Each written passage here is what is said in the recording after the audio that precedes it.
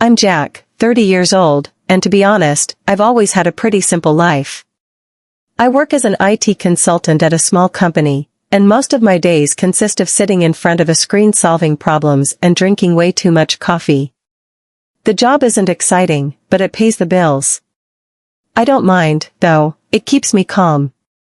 I don't need too much excitement, just a bit of peace and quiet. But like anyone, I'm always looking for something to break the monotony. My neighbors, Rick and Milnia, have lived next door for a few years now.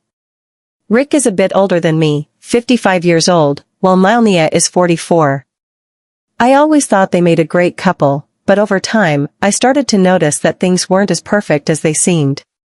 Rick often traveled for work, leaving Milnia home alone. At first, I didn't think much of it, everyone has their own routines. But recently, I started noticing something different. Milnia is incredible. She has an elegant aura about her, she's the kind of woman who can be graceful one minute and carefree the next. She's intelligent, always reading something thought-provoking, and I often see her walking her dog or sitting on the porch sipping wine. There's something captivating about her. She has a presence that makes you want to talk to her, to understand her. I never expected that our next conversation would change everything. It started one afternoon when Rick was away on a business trip. I had just finished work and was about to end my day when I saw Milnia sitting on her porch. She looked a bit distant. I hadn't really talked to her much beyond the occasional greeting or small talk in passing, but today felt different. She seemed lonely. "Hey, Milnia," I called out as I walked toward her. She looked up, a small smile on her lips. "Oh, hi, Jack. How's it going?" "All right, just wrapping up some work," I replied casually. "Mind if I sit for a bit?" "Of course," she said, patting the cushion on the seat next to her. At first, we talked about the usual things, the weather, work, neighborhood gossip, but the conversation quickly shifted. She mentioned how Rick had been gone for days and how she felt a little lost without him. "You know, sometimes I feel like I'm just here," she said, her eyes drifting toward the horizon. "Like my life is stuck in a loop. Everything is the same, day in and day out." At first, I didn't know how to respond. I had always thought Rick was a good guy, but I also knew that Milnia wasn't the kind of woman who could settle for mediocrity. She needed more than routine and security, she needed something to reignite her life. And unfortunately, it seemed that spark wasn't coming from Rick. "Do you ever feel like that?" she asked, looking at me now, her eyes locked onto mine. "Like you're just going through the motions, doing what you have to do, but not really living?" I nodded slowly, feeling the weight of her words. "To be honest, yeah. Sometimes. My life is pretty simple, work, home, repeat. It's not bad, but I can't deny that there are times I wish for something more. Something different." "I understand," I said almost reflexively. "I think everyone feels that way at some point." She smiled, a sad but knowing smile. "Maybe. But for me, it's different. Rick and I have drifted apart. I don't know how to explain it, he's not the man I married. He's not the man I want anymore." I was taken aback by her honesty. I never expected a confession like this, especially from a married woman. But there she was, Milnia, openly unhappy. She was searching for something she didn't have. And maybe, I was just the man who happened to be there when she needed someone to talk to. I wanted to say something comforting, something reassuring. But I couldn't help but wonder where this was going. Was she implying something? I could feel the tension building between us, and for a moment, I wondered if I was overthinking everything. She was attractive, sure, but she was also married. And I respected that. As I sat there, something inside me told me that this wouldn't be the last time Milnia and I had a conversation like this. A few days after our conversation, I was back to my usual routine, work, gym, home. Nothing extraordinary, nothing exciting. Then, I got a message from Milnia. "Hey Jack, I was thinking about making some coffee later. Want to come over and join me? I'd really enjoy the company." At first, I didn't think much of it. It seemed innocent enough, a casual invitation, right? I mean, she was just being friendly. She was my neighbor, and we had talked a bit, so why not? I texted back, sure, sounds great. What time? Around 6 p.m. Hope to see you then. It wasn't until later that I realized, since we lived only 2 or 3 houses apart, it would be easy for me to drop by. No need to drive, just a quick walk down the street. I couldn't help but wonder why she had specifically invited me. Was this just a friendly gesture? I pushed those thoughts aside. That evening, I walked down the street to her house, arriving right on time. She opened the door with a warm smile, looking as effortlessly beautiful as always. Her presence, even just at the doorway, made me pause for a second. There was something about her, like a magnetism I couldn't quite explain. Hey, Jack, come in, she said, stepping aside. I just brewed a fresh pot of coffee, hope that's okay. Yeah, sounds great, I said, trying to keep things casual as I stepped inside. I was impressed by her home. It was cozy and inviting, with warm lighting and a perfect balance of modern style and personal charm. She led me to the living room, where she had already set out the cups and coffee. We sat down, and she handed me a cup, her eyes lingering on me for just a second too long. I couldn't help but notice how close we were sitting on the same couch. The room felt smaller, but in a good way, like it was meant for moments like this. How's everything? She asked, looking at me over the rim of her coffee cup. Same as always, really. Work, gym, home. Nothing exciting, I said, trying to keep things light. She nodded, but her expression shifted slightly, as if she were considering something. Yeah, I get that. Life can get a little boring, can't it? I chuckled nervously. Yeah, you could say that. There was a pause, just long enough to be noticeable, before she spoke again, her voice softer this time. I think there's more to life than just the same routines every day, she said, her eyes never leaving mine. It was hard to tell if she was just making small talk, or saying something more. I wasn't sure how to respond, so I just shrugged slightly. I guess so. But coffee's a good way to break the routine. She smiled, but it wasn't just a regular smile. It felt heavier, like she was saying more than her words suggested. Then, she set her cup down on the table and leaned in slightly. You know, Rick and we've been struggling for a while now.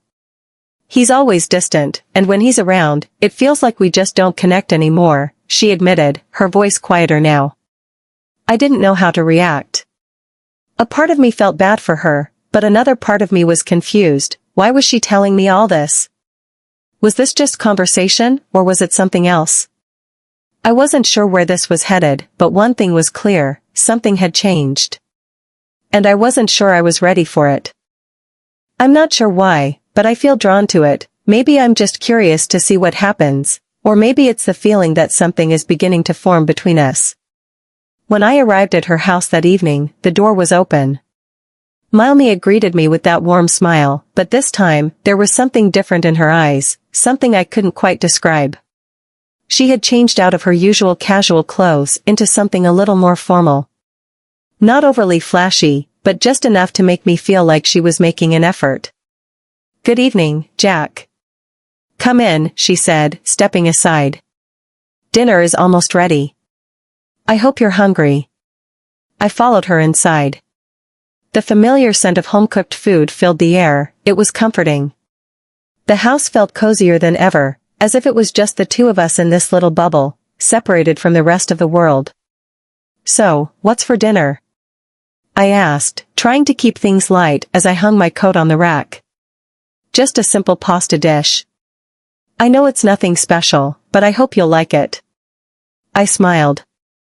I'm sure it'll be great. She led me to the dining table, where she had already set the plates, silverware, and wine glasses. The setup was simple, but it was clear she had put a lot of thought into it. I sat down, trying not to overthink the situation, but then, the wine. Red wine, of course, she said, holding up the bottle. Sure, why not? I replied. As she poured the wine, I could feel her eyes on me. They never lingered away from mine for too long. It wasn't uncomfortable, but it made me self-conscious in a way I wasn't used to.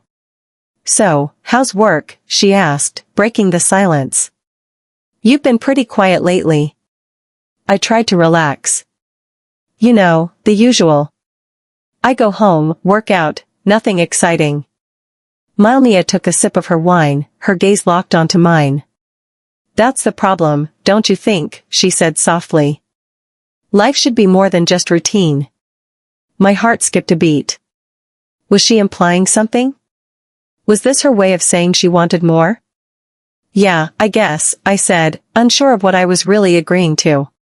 "But sometimes it's hard to break out of it, you know?" She nodded, slowly running her fingers along the rim of her glass. "I know exactly what you mean," she murmured. "Sometimes, you just need a little spark to make you feel alive again." I couldn't deny the weight of her words in the air between us. And I couldn't ignore the subtle hint of something deeper in her voice. She wasn't just talking about life in general. She was talking about us. The conversation drifted to other topics, but there was an underlying tension I couldn't shake. Every time I looked at her, there was an unspoken understanding between us. Like she was waiting for me to do something, to say something. But I couldn't bring myself to act on it. I wasn't sure what she expected from me, and I wasn't sure if I was ready for anything at all. After dinner, we moved to the living room. She sat on the couch and patted the space beside her, inviting me to sit. I hesitated for a moment before joining her. We talked a little more, but now it felt more intimate, more private. She opened up in a way I didn't expect. "You know," she whispered, "I don't have many people I can really talk to about everything. Sometimes, I feel like I'm just going through the motions, and when I'm alone, it's hard. I don't know what to do with all these feelings." I felt sympathy for her, but I also felt conflicted. Was this just a lonely woman reaching out, or was there something more here? She leaned in slightly, her eyes softening. "Jack, I'm glad you're here tonight. You're easy to talk to." I swallowed, unsure of how to respond. "I'm glad I could be here," I said, trying to keep my voice steady. Once again, there was intent in the air, unspoken, but undeniable. I wasn't sure if she was trying to tell me she wanted more, but I couldn't deny that I felt something too. But it wasn't right. As I sat there, I realized I had to make a decision. Did I want to cross that line with her, or would I walk away before things got too complicated? I sat there, trying to process everything she had said. The air between us shifted again, this time, it felt heavier. The way she leaned in, the way her words lingered, it was unmistakable. I had to face it. I had to know what was really happening here. I took a deep breath. "Milnia," I started slowly, my voice steady, but uncertain. "What exactly do you want from me? Because I'm starting to feel like this isn't just about dinner, or coffee, or small talk." She stiffened slightly, her eyes widening for a moment, but then she relaxed, taking a long sip of wine, before setting her glass down on the coffee table. A silence stretched between us, too long. She wasn't surprised. She had been waiting for this moment. "You're right," she finally said, her voice smaller now, more vulnerable. "It's not just about coffee, Jack. You can feel it, too." My heartbeat quickened. I wasn't sure what I had expected, but hearing her say it out loud felt like a punch to the gut. She wasn't being subtle anymore. She shifted on the couch, facing me fully now, her gaze intense. "I've been thinking about you more than I should," she admitted. "But when I'm with you, I feel different. Like you understand me in a way that I don't feel understood anywhere else." I swallowed hard, my mind racing. She was being more direct than I had ever imagined. But I needed to know, I needed her to say it. "And your husband?" I asked, trying to keep my voice steady. "Where does he fit into all of this?" She let out a bitter laugh, the sound cutting through the air. "Rick, he's not in the picture anymore," she sighed, looking down at her hands, fidgeting with the hem of her sleeve. "We've been drifting apart for years. It's been a slow burn. He was never the man I thought he was. He's not the man I need. My stomach twisted. This wasn't just about her feeling lonely. This was something deeper. Something that had been building for a long time. She looked back at me, her eyes filled with determination now. When Rick gets home, I'm going to ask for a divorce, she said. I can't do this anymore. I can't keep pretending everything is fine when I'm not even happy. And I'm tired of living like this, like I'm waiting for something or someone to give me the courage to make that change. And maybe that someone is you. Her words hit me like a ton of bricks. I wanted to say something, anything, but my throat tightened. This wasn't the conversation I had expected when I walked over for dinner. And it certainly wasn't where I thought things would be heading. I need space, I finally said, my voice quieter than I intended. I need time to process this. She nodded, pressing her lips together. I understand. I'm sorry. I didn't mean to push you. I needed to say it. I needed you to know how I feel. I stood up. The tension between us was thick in the air. I think I should go, I said, trying to keep my voice calm. I need some space. And I need time to think. But Milnia, whatever happens, I need you to understand one thing. She looked at me, hopeful, waiting for me to finish. I can't do this if it's just an escape from your problems, I said. I want something real. Something that isn't built on baggage. So I need to really think about all of this. She nodded. I understand, Jack. I really do. As I walked to the door, I couldn't shake the feeling that this was only the beginning of something I wasn't ready for.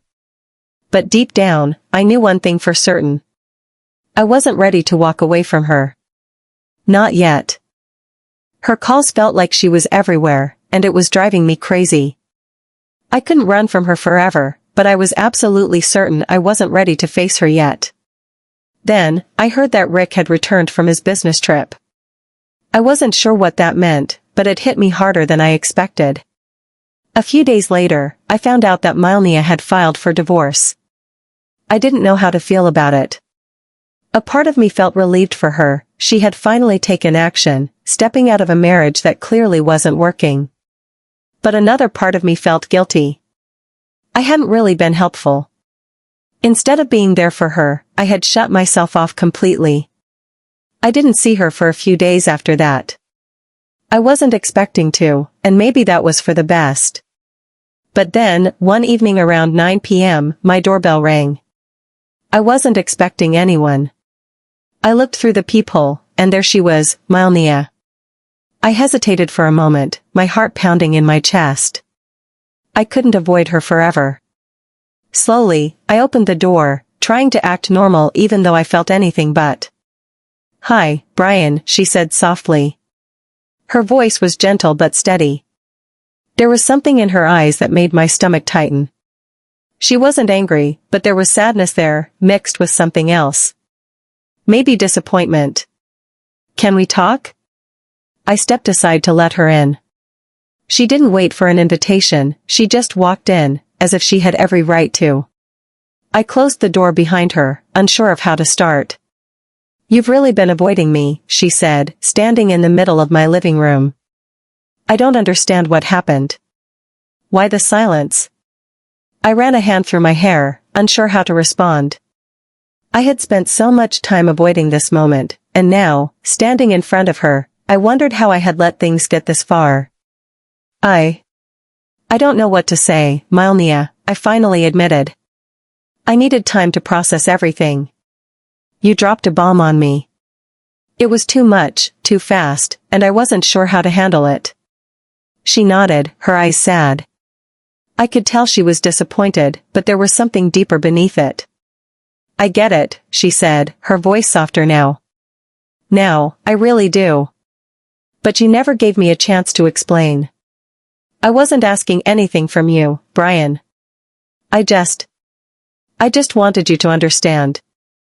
I stood there in silence for a moment before finally speaking. I understand that you're going through a divorce. That you want something different. Something more. I understand that, I really do. But I can't. You think I was using you, don't you? She cut in, her voice a little sharper now. You think this is just about me needing someone to fill the space Rick left behind? I shook my head. It's not that, I said quickly. But you have to admit, this is complicated. You are married. You're going through a huge change. And I don't want to just be a replacement. She looked at me, her gaze unwavering. I'm not asking you to be my replacement, Brian, she said, her voice gentle again. I never wanted that. But I needed change. And I knew I couldn't do it alone. I needed someone who would listen. Someone who would understand what I was going through. I understand, I said, my voice a little calmer now. But this isn't easy, Milnia. I don't want to get caught up in something that will hurt both of us in the end. She crossed her arms, clearly hurt. So what now? She asked. You just walk away? You ignore me for weeks, and then when I finally take a step towards what I want, you slam the door shut. I looked at her, my heart aching. This was the conversation I had been dreading, but now that it was happening, I had no choice but to face it. I didn't mean to shut you out, I said quietly. But I had to. I needed to protect myself too. She shook her head, almost laughing bitterly. And now what do you want from me, Brian? She asked. After everything? Are you just going to pretend nothing ever happened? I didn't know what to say. I didn't know what to do. But deep down, I knew one thing, this was a turning point. It wasn't about avoiding her anymore. It was about deciding what I wanted and what I wasn't willing to risk. I don't know, I said, my voice trembling slightly. I need more time to think. I can't just jump into this. It's not that simple. She looked at me for a long moment, and I could see the frustration and sadness in her eyes. Then, she sighed and turned away. I get it, she said quietly, her back to me. I just wanted to talk. I wanted you to understand why I did what I did. And with that, she walked out of my apartment, leaving me standing there, unsure of what would happen next. That was the breaking point. When I saw her again, Milnia came to my place that night. She had been calling me for weeks, texting me, and each time I ignored her, the frustration built on both sides. But this time, there was something different in the air, something unspoken. She was done waiting for me to decide. She was done with the mixed signals I had been sending. She opened the door without waiting for an invitation, her expression serious, arms crossed over her chest. I could tell she was angry, and honestly, I wasn't sure how this conversation would go. You know what, Brian, she started, her voice sharp. I'm so done with this. I'm done with your games. You're so indecisive, and you know what? It's exhausting. I thought you were different, but you're just like every other guy. I stood there in silence. I knew she had every right to be upset. I had hesitated. I hadn't been clear about where I stood. I had tried to give her space, but I hadn't been honest with myself. And now, here we were, at the breaking point. I took a deep breath. Milnia, I never wanted to hurt you, I said, my voice quieter than I intended. I was just confused, and honestly, I didn't know what I wanted. You've been through so much, and I didn't want to make things worse for you. But I've thought about it, and I can't keep pretending this is something it's not.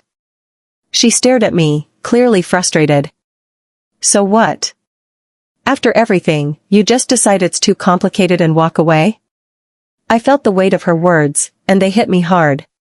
I can't change how I feel, I said, taking a deep breath. It's not that simple. She took a step back, her fists clenched at her sides. You think I need a savior? She snapped.